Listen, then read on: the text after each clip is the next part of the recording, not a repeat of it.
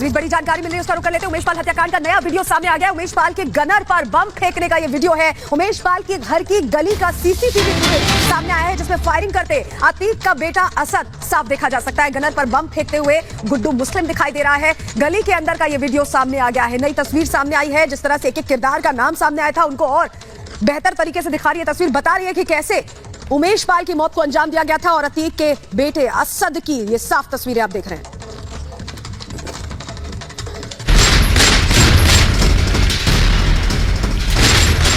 ये उमेश पाल हत्याकांड का सबसे नया वीडियो है। इस वीडियो में कैसे उमेश पाल को मारा गया, उसकी पूरी तस्वीर साफ साफ दिखाई दे रही है। 44 सेकंड का ये वीडियो दिल को दहला देने वाला है। अब तक आपने उमेश पाल हत्याकांड मामले में वो सीसीटीवी की तस्वीरें देखी होंगी जो गली के बाहर उमेश पाल हत्याकांड की सामने आई थी, लेकिन आज आपको रिपब्लिक भारत उसके बाद की तस्वीरें दिखाने वाला है। ऐसी तस्वीर जो अतीक के बेटे के खिलाफ अहम सबूत साबित हो सकता है। रिपब्लिक भारत आपको नए सीसीटीवी का फ्रेम दर फ्रेम दिखाएगा, जिसे देखने से आप समझ सकते हैं कि उमेश पाल की हत्या आखिर कैसे की गई। नए सीसीटीवी को गौर से देखेंगे तो उमेश की कार दूर से दिखाई दे रही है। इसके बाद टोपी पहना हत्यारा गुलाम मोहम्मद ने उमेश पाल को धक्का दिया। करीब 15 सेकंड तक उमेश पाल गुलाम मोहम्मद के साथ हाथापाई करते हुए नजर आए। ये वो स्पॉट है जहां पर हम खड़े हैं। यहीं पर उमेश पाल की कार खड़ी नजर आती है और इधर से आती है असद और उसके गुर्गों की कार। ये जो गाड़ी दिख रही ठीक यहाँ पर वो कार रुकती है और उसके बाद फिर यहाँ पर उमेश पाल को गोलियों से भुनने का जो काम है वो उनके द्वारा किया जाता है। दरअसल देखिए ये गली, अभी तक हमने इस गली के अंदर वाला एक सीसीटीवी जो है उसके फुटेज देखे थे। इस दुकान के अंदर से जो एक सीसीटीवी लगा हुआ है उसका फुटेज देखा था। यही वो दुकान है जहां पर इस जगह पर जो गुलाम है वो खड़ा रहता है और वो यहां से निकलकर और फिर उमेश पाल पर गोलियां चलाना शुरू करता है। उमेश पाल आखिरी पलों में बचने की कोशिश में दिखाई दिए। तभी सड़क पर हो रही फायरिंग और बमबाजी से एक लड़की घर से बाहर निकलती है और उमेश पाल को बचाने की कोशिश करती है, लेकिन हत्यारों की संख्या देख लड़की गली के अंदर भागने लगती है। वहीं काले लिबास पहने अतीक का बेटा असद उमेश पाल पर ताबड़तोड़ फायरिंग करता हुआ दिखाई दे रहा है। फायरिंग और बमबाजी के बीच अपने को बचाने के लिए उमेश पाल एक घर में घुस जाते हैं। उमेश पाल का गनर गली के अंदर भागने लगता है, लेकिन बमबाज गुड्डू मुस्लिम गनर पर बम फेंकता नजर आया।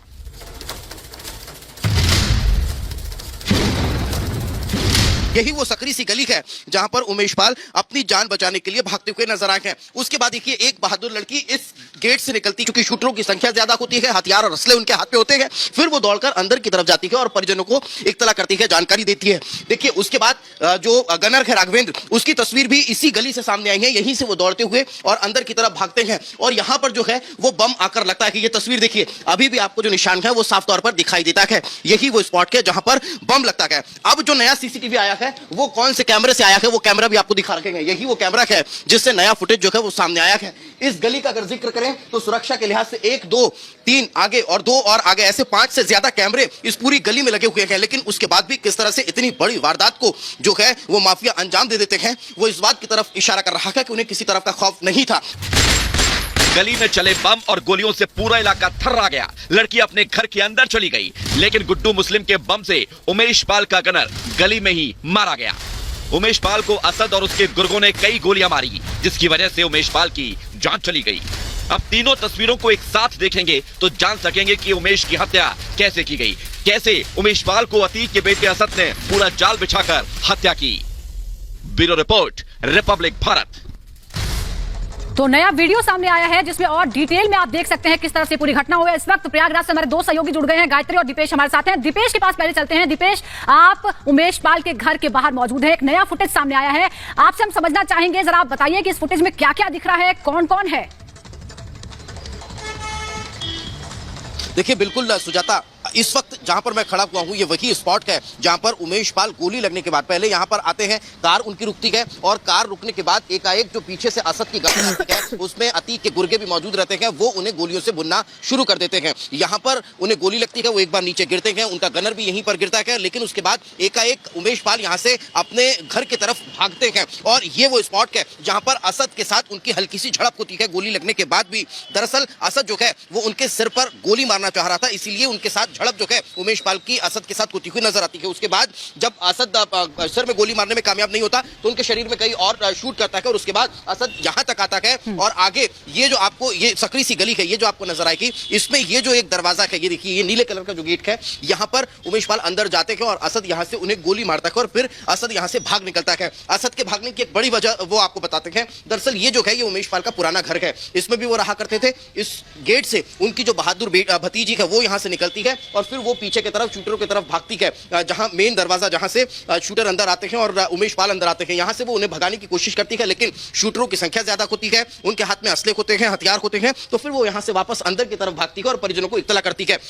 लेकिन इसी दौरान जो एक गनर उनके साथ मौजूद रहता है, राघवेंद्र, जो वहां गेट के नीचे गाड़ी के पास गिर जाता है, वो दौड़कर यहां से अंदर की तरफ भागने का प्रयास करता है, लेकिन इसी दौरान पीछे से बम मारा जाता है और वो बम यहां आकर लगता है। उसके बाद ये जो सीसीटीवी कैमरा लगा हुआ है, इसके सामने पूरा धुआं धुआं हो जाता है और 32 सेकंड के उस वीडियो में उसके बाद कुछ नजर नहीं आता है। लेकिन उसके बाद का इसके बगल वाला ठीक जो कैमरा लगा हुआ है, उसमें आपको इस स्पॉट की तस्वीर दिखाई देती है और यहां पर जो गनर राघवेंद्र है वो आकर गिर जाता है। तो ये जो 32 सेकंड का सीसीटीवी सामने आया है, वो इस पूरे हत्याकांड के अंदर की तस्वीर को बयां करता है, दिखाता है। बाहर के तमाम सीसीटीवी हमने देखे कि किस तरह से, पंकज इधर से आइए, कि बाहर के हमने तस्वीरों को देखा कि किस तरह से ये पूरा हत्याकांड को अंजाम दिया गया, लेकिन उसके बाद इस छोटी सी गली में किस तरह की स्थिति निर्मित हुई थी वो आप समझ सकते हैं। यही वो स्पॉट है, यहां से उमेश पाल अंदर जाते हैं, फिर यहां से निकलते हैं और अपने पुराने वाले घर की तरफ अंदर चले जाते हैं। पूरी कोशिश होती है कि किसी भी तरह से शूटर्स को यहां से भगा दिया जाए, उनसे बचा जाए, लेकिन उसके बाद भी किस तरह से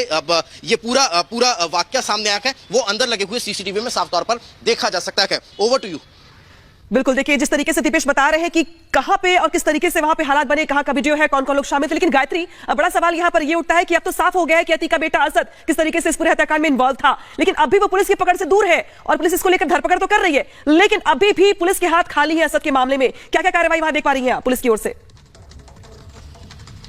बिल्कुल बिल्कुल, देखिए अनामिका अभी असद तक नहीं पहुंच पाई है और साथ ही मैं आपको बता दूं मुख्य साजिशकर्ता जो कि सदाकत है। एक बार अभिषेक इधर, क्या आप ये भैया खुल गया क्या ये हॉस्टल अंदर जहां सदाकत देखा नहीं गया है। छात्र तो है वहां पर? नहीं, तहसील था, बाहर बैठी थी। तहसील तो अभी भी लगी हुई, लेकिन छात्र है अंदर? बाहर बैठे होंगे, बाहर बैठे। नहीं, अंदर है। अंदर तो नहीं देखा गया अभी, उधर साइड हमने अभी देखा है, हमने तस्वीरें भी क्या दी है। नहीं, ऐसा तो नहीं। किसने उनको इजाजत दी?